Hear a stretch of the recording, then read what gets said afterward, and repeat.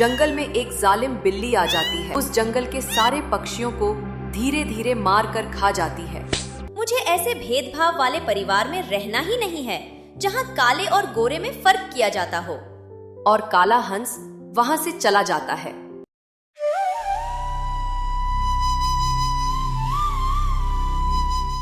बहुत दिनों पुरानी बात है। एक घने जंगल के एक पेड़ की डाल पर एक घोंसला था जिसमें हंस का एक जोड़ा रहता था। उनका एक बच्चा भी था जो जन्म से ही काला था। जब से वो पैदा हुआ उसके माता पिता ने उसे ताने देना शुरू कर दिया था। बोलते थे कि ये देखो कितना काला है, हमारी प्रजाति में तो कोई भी काला नहीं होता है। फिर ये कहां से काला हो गया? उसकी मां बोली, जी सही कह रहे हैं आप, पता नहीं हमारी ही औलाद को काला होना था। इसके कारण हम किसी को मुंह दिखाने लायक भी नहीं रहे। काश हमारा भी एक सुंदर बच्चा होता जो समाज में हमारा मान बढ़ाए। इसी तरह दिन बीतते गए और वो दिन भी आ गया जिसका हंस के जोड़े को बेसब्री से इंतजार था। हंस जोड़े को एक प्यारा सुंदर बच्चा हुआ जो बिल्कुल अपने माता पिता जैसा सुंदर था। ये देखो, इसे कहते हैं सुंदर हंस। और उस काले को देखो, कोई देखे तो सोच में पड़ जाए कि हंस है या कुछ और। जी आप क्यों चिंता करते हो? हमारा छोटा बेटा इतना सुंदर है।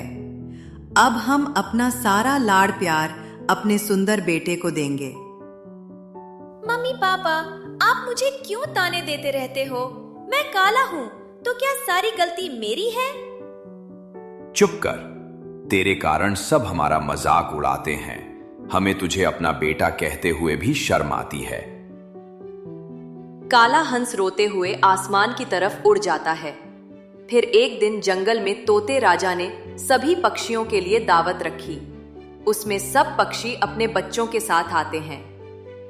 अरे इस काले हंस के माता पिता पर हमें तरस आता है। एक बच्चा कितना काला है और वही दूसरा इतना सुंदर है कि उससे नजर ही न हटे। तभी तोते राजा वहां आते हैं और काले हंस को देखकर बोलते हैं, ये तुम्हारा बेटा कितना काला है, ये तो तुम्हारे हंस समाज पर कलंक है। आज तक हमने ऐसा काला हंस बच्चा किसी का पैदा होते नहीं देखा है।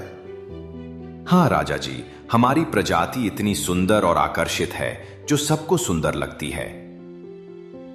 काला हंस सबकी बात सुनकर उदास हो जाता है और बोलता है, तो क्या हुआ अगर मैं काला हंस हूँ?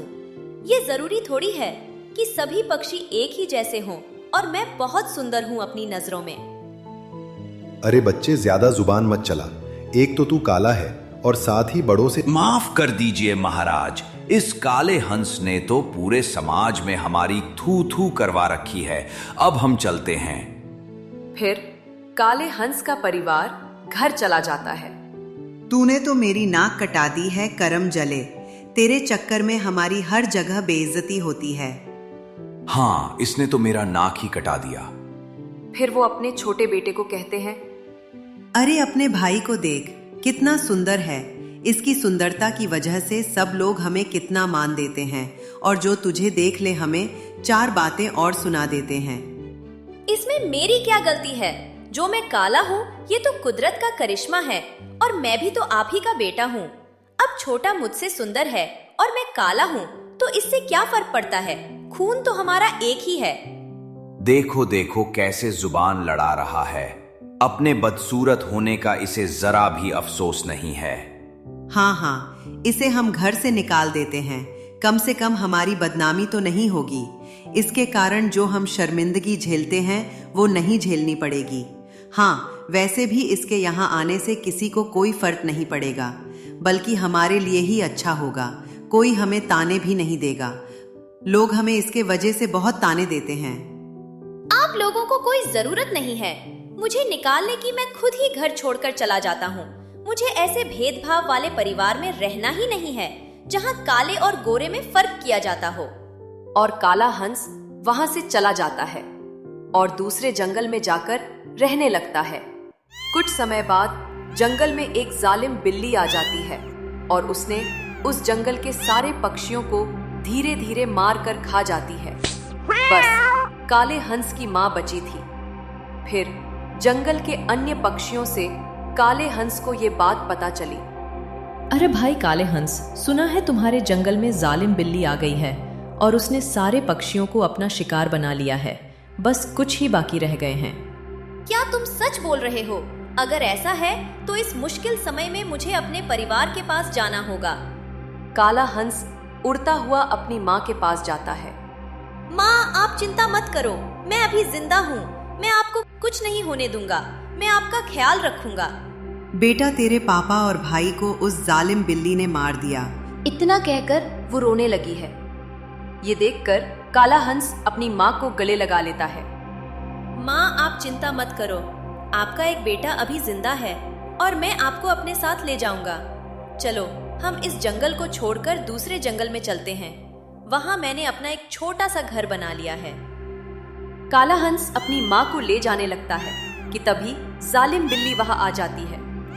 अच्छा, मुझे तो लगा था कि सिर्फ एक ही हंस बाकी है और यहाँ तो एक के साथ एक फ्री मिल गया। जालिम बिल्ली, मेरी माँ को कुछ भी किया तो मुझसे बुरा कोई नहीं होगा। अच्छा, तो पहले तुझे ही खा लेती हूँ काले हंस। फिर जालिम बिल्ली काले हंस के करीब जाने लगती है। तभी काले हंस के कुछ दोस्त उड़ते हुए आते हैं। बाज, चिड़िया और वो सब मिलकर जालिम बिल्ली को अपनी चोंच मारने लगते हैं। देख जालिम बिल्ली, आज तुझे तेरे बुरे कर्मों का फल मिल रहा है। छोड़ दो मुझे जाने दो। अब मैं किसी को नहीं मारूंगी।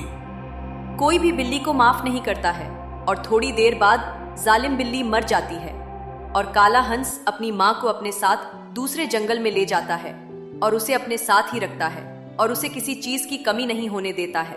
उसकी माँ को अपने गलती का एहसास होता है। बेटा, मुझे माफ कर दे। मैंने हमेशा तेरे साथ भेदभाव किया था। मैंने तुझे नहीं समझा, ना तुझे कभी प्यार दिया, सिर्फ तेरे काले रंग को ही देखा। पर अगर आज तू नहीं होता तो मुझे भी वो बिल्ली मार कर खा जाती और मैं तो कुछ भी नहीं कर पाती। कोई बात नहीं माँ, गलती सबसे होती है। पर अच्छी बात तो ये है कि आपको अपनी गलती का एहसास हो गया और आपकी सोच बदल गई कि काले और गोरे में कोई फर्क नहीं होता, सब एक समान होते हैं। उसके बाद काला हंस और उसकी माँ दोनों खुशी खुशी रहने लगते हैं।